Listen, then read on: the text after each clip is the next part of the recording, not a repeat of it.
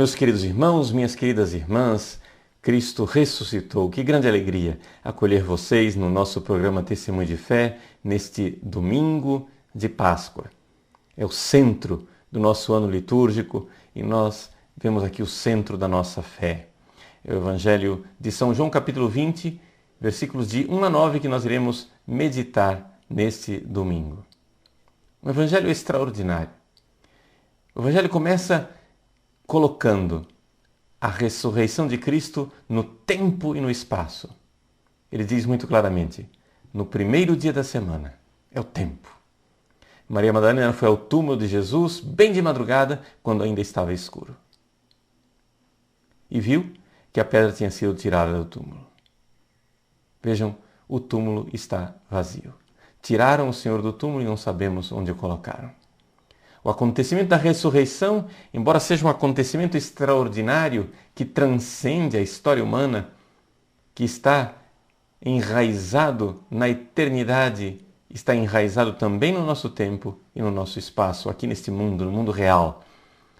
A ressurreição de Jesus não é uma quimera, não é uma invenção, não é um mito, mas é uma realidade bem concreta. Quero afirmar isso logo desde o início do nosso programa, porque infelizmente nós vemos nos dias de hoje teólogos que querem redefinir a ressurreição, querem repensar a ressurreição. Como se a ressurreição não fosse um fato real, como se a ressurreição fosse algo simbólico. Teólogos que chegam a afirmar que continuariam acreditando na ressurreição de Jesus mesmo que encontrassem o cadáver de Cristo. Claramente, nós vemos que aqui esses teólogos não têm fé. Infelizmente não têm fé. Você vai dizer, mas padre, não é apressado, não é excessivo julgar a fé das pessoas? Vejam, eu não estou julgando pessoas. Estou julgando afirmações. E essas afirmações não são as afirmações da fé da Igreja. Portanto, essa fé professada não é a fé que nós professamos, que eu e você professamos. Não é a fé que São Paulo professou. Na primeira carta de São Paulo aos Coríntios, capítulo 15, versículos de 14 a 15, São Paulo diz com toda clareza: se Cristo não ressuscitou, a nossa pregação é vazia, e vazia também a nossa fé. E São Paulo, ele é ainda mais contundente. E diz assim, acontece mesmo que nós somos testemunhas falsas de Deus. Ou seja, São Paulo está dizendo que ele seria mentiroso se Cristo não tivesse ressuscitado de fato, tivesse ressuscitado só simbolicamente. Pois prestamos um testemunho contra Deus afirmando que ele ressuscitou o Cristo quando não o ressuscitou, se é verdade que os mortos não ressuscitam. É por isso, meus irmãos, que a afirmação da ressurreição de Jesus está no coração do cristianismo. É a fé da Igreja ao longo de 2000 anos. Os nossos teólogos liberais e modernos dizem, mas é impossível pregar a ressurreição de Jesus para o homem moderno, para o homem da tecnologia, o homem que acredita na ciência moderna. Como é que nós vamos agora falar de um milagre desse tamanho para o homem moderno? Bom, o fato é que tudo isso é uma dificuldade que não é enfrentada somente pelo homem moderno e por nós que pregamos Jesus hoje, mas os próprios ouvintes da pregação dos apóstolos logo no início, quando São Paulo vai ao Areópago nos Atos dos Apóstolos e lá começa a pregar, e a reação dos atenienses, aqueles filósofos céticos de 2000 anos atrás, bom, com relação a isso, te ouviremos um outro dia. Eles aceitaram toda a pregação de Paulo, exceto a ressurreição. A ressurreição de Cristo é um escândalo, já desde o início da pregação da Igreja. E, no entanto, não podemos negociar a fé. Mas nós podemos dizer e perguntar, mas nós temos provas da ressurreição de Cristo? Nós podemos provar que Jesus ressuscitou? A resposta é sim, nós temos indícios, nós temos provas, podemos colocar essa palavra entre aspas, nós temos sinais claros e testemunhos inequívocos da ressurreição de Cristo. No entanto, não são provas cabais, científicas, usando a linguagem técnica, não são provas apodíticas que nos obriguem a dizer sim, é verdade. Deixa eu explicar do que se trata. Trata-se do fato de que, embora Jesus tenha dado claros sinais da sua ressurreição, esses sinais precisam ser acolhidos pela fé. Ou seja, são sinais claros, mas que carecem de uma interpretação. E por que isto? Porque Jesus quer nos deixar livres. Jesus quer nos deixar livres para crer ou não crer. Deus é assim. Deus respeita a nossa liberdade porque Ele quer de nós a fé. Nós estamos no ano da fé. E nesse ano da fé somos chamados de forma muito especial, nesta Páscoa, a renovar a nossa fé na ressurreição de nosso Senhor Jesus Cristo. Mas a fé é livre. A fé não é como a matemática. Quando alguém me diz 2 mais 2 é igual a 4, eu sou obrigado a dizer é verdade. Ali eu não tenho liberdade alguma. A demonstração é irrefutável. Até se eu quiser duvidar, se eu quiser provar para mim mesmo que não é assim, eu não irei conseguir. Porque é uma evidência. Já a fé não é assim. A fé, ela é livre. Ela é evidente para aquele que realmente sabe interpretar os sinais. Vejam, por exemplo, o evangelho desse domingo. Maria Madalena interpreta tudo errado. Ela sai correndo, vai encontrar Simão Pedro e o discípulo que Jesus amava e diz: tiraram o Senhor do túmulo e não sabemos onde o colocaram. Ela vê o sinal, o túmulo vazio, e interpreta errado. Por quê? Porque Maria Madalena ainda está na escuridão. O primeiro versículo do Evangelho diz com toda clareza: ela sai de madrugada quando ainda estava escuro. Ela está na escuridão de quem ainda não crê. E por que é que ela ainda não crê? Porque, poderíamos dizer, está fechada na sua sensualidade. Ela vai para o sepulcro, vai para o túmulo, para lá chorar um cadáver. É algo de sensual, é algo de afetivo. Ela está presa dentro da sua sensibilidade, ela está presa dentro de sua fantasia. Ela tem como que os olhos fechados. Os discípulos, no entanto, Pedro e João, quando recebem aquela notícia, saem deste estado de escuridão. Saem desse estado de escuridão e começam a sua peregrinação na direção da fé. É extraordinário nós vermos esse quadro de Pedro e João correndo na direção do túmulo, numa obra maravilhosa de um pintor suíço chamado Eugène Burnand. Eugênio Burnand.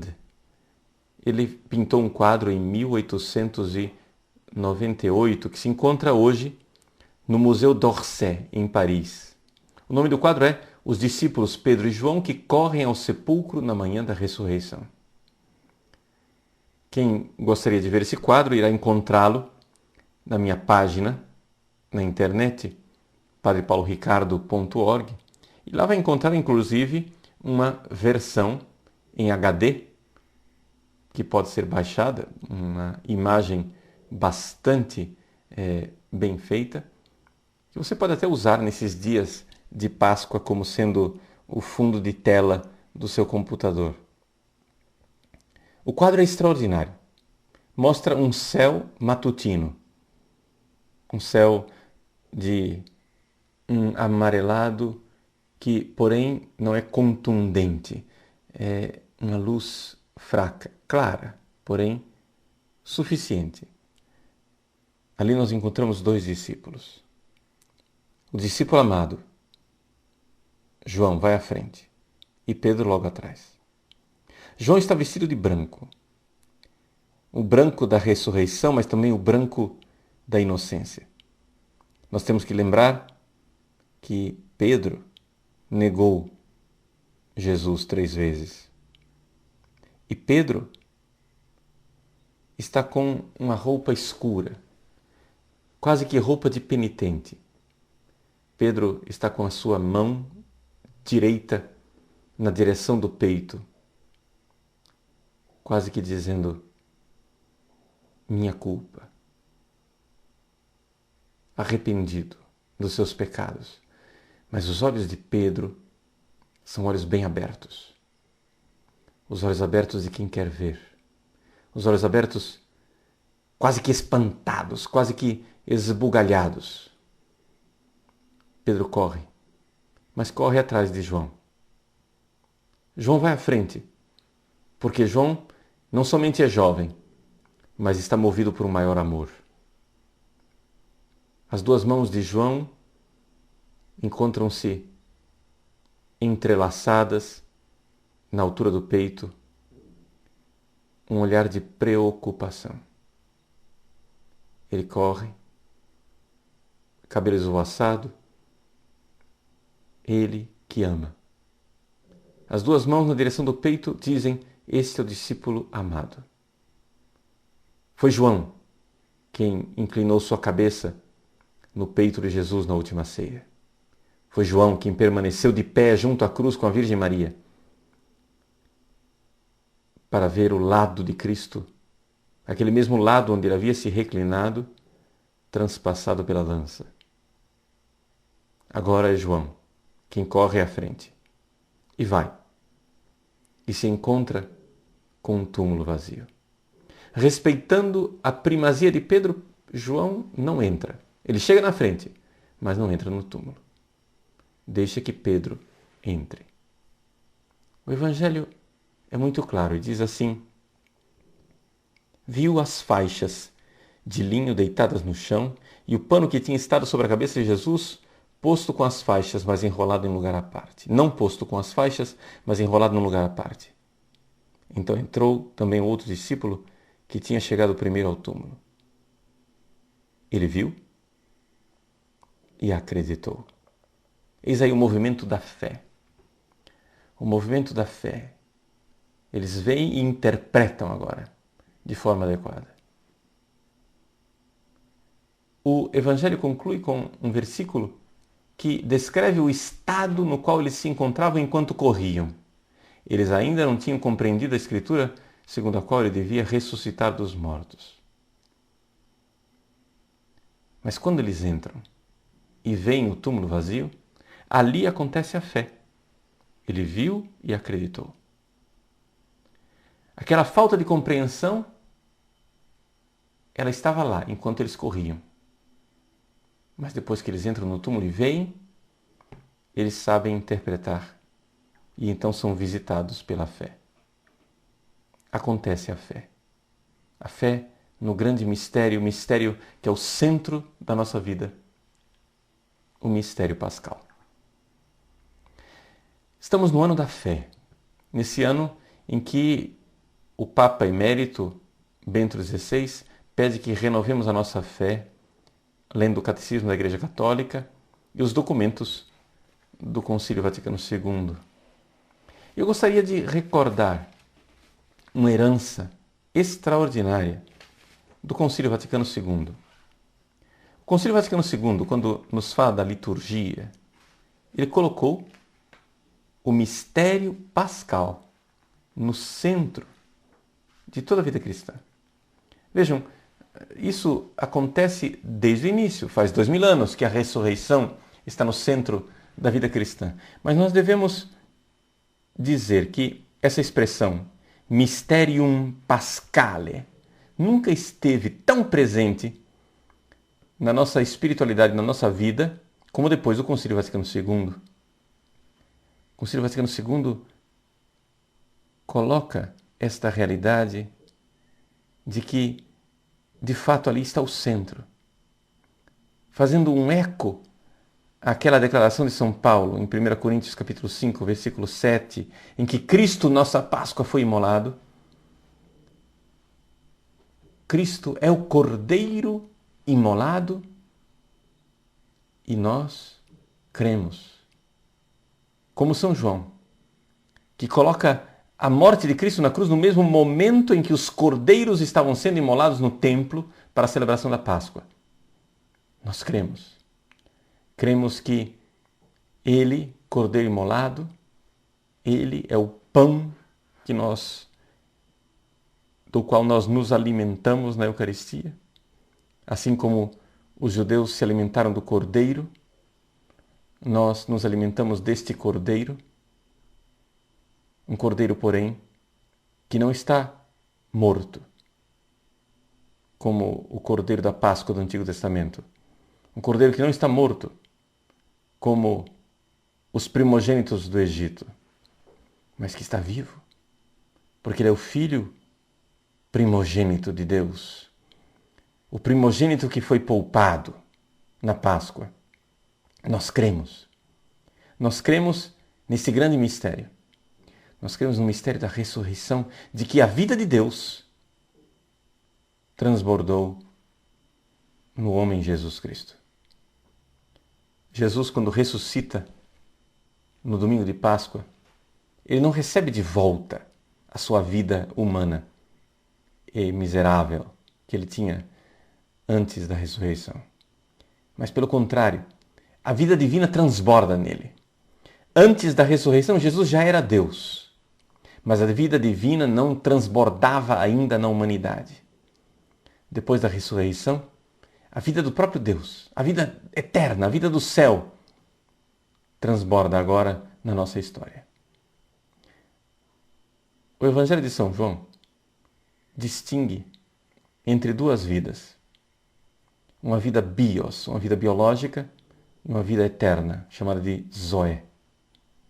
Pois bem, com a ressurreição de Cristo, uma janela se abre. E dentro desse mundo, do nosso mundo, um acontecimento. A vida do próprio Deus entra, transbordando e dando todo sentido à história humana. O sentido da história humana.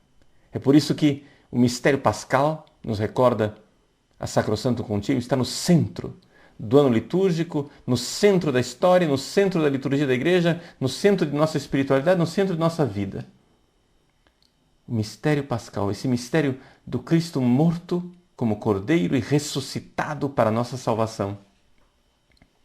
Ali nós temos tudo, nós temos nossa vida. É assim que, olhando para este quadro de Eugène Burnon e vendo os dois discípulos com aquele olhar, com aquele desejo, expressando todo o desejo da humanidade, nós vemos ali também uma exegese extraordinária, uma explicação extraordinária da segunda leitura que nós proclamamos nesse domingo.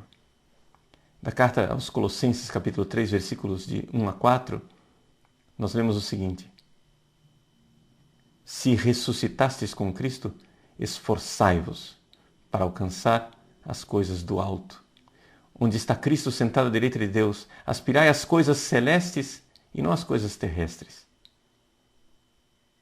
Pois vós morrestes e a vossa vida está escondida com Cristo em Deus. Como não enxergar que Pedro e João morreram com Cristo naquela sexta-feira? Como não enxergar que aqueles discípulos morreram juntos, cada um do seu jeito, quando aquela pedra rolou sobre o túmulo? Como não professar a fé de que todos nós morremos no batismo com Cristo? Pois bem, se é assim, São Paulo nos diz na carta aos Colossenses: Zeteite, o verbo zeteu, quer dizer procurai. Procurar as coisas do alto, anu, as coisas que estão em cima. ele usa uma outra palavra também. O verbo phroneo. Phroneite. Phroneo quer dizer mudem de mentalidade. A gente tem na nossa tradução litúrgica essa expressão aspirai às coisas celestes, às coisas do alto, e não às coisas terrestres, as coisas que estão epitesges, sobre a terra. Mas essa palavra phroneite, phroneo, quer dizer muito mais. Não é só aspirar, mas é que a nossa mentalidade também tem que mudar. Não é só uma verdade do coração, também é uma verdade da inteligência, também é uma verdade da nossa compreensão. Nós vemos que Maria Madalena, que depois irá se encontrar com Jesus no jardim e vai achar que Jesus é um jardineiro, Maria Madalena ali no horto, ao se encontrar com Jesus, encontra a verdade a respeito da sua vida. Então, nós precisamos correr como esses discípulos. Não como Maria Madalena, que fica ali, parada, no jardim, chorando, que fica inerte. Precisamos, como Pedro e João, correr ao encontro de Deus, cheios de energia, cheios de força, para Deus. É o esforço do homem que responde ao Deus que o visita. Aquela oração que é um aspirar, phroneite. Vamos mudar de mentalidade. Convertei-vos, crede no Evangelho, crede na ressurreição. Essa conversão humana que é a nossa resposta a Deus. Essa resposta a Deus, ela precisa ser um esforço, por isso corra. O Evangelho desse domingo nos fala desse correr na manhã de Páscoa. Saiamos dos nossos leitos, saiamos de nossa preguiça, de nossa tibieza e vamos correr na direção do Cristo. Gostaria de concluir essa meditação pascal com uma oração do bem-aventurado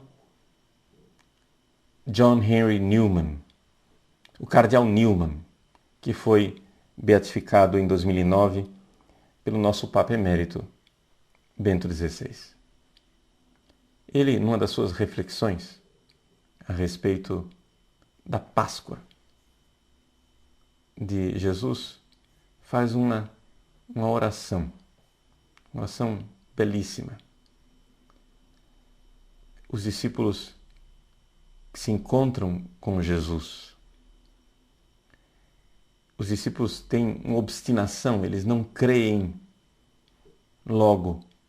Eles, de alguma forma, com os pecados, estão ainda naquela situação de Maria Madalena, estão nas trevas. Pois bem, exatamente por isso, então, o cardeal Newman conclui com essa oração dizendo assim: ó meu Deus, suportai-me ainda um pouco. Continuai comigo, apesar de transviado, perverso e ingrato. Eu progrido bem devagar, mas estou realmente avançando na direção do céu.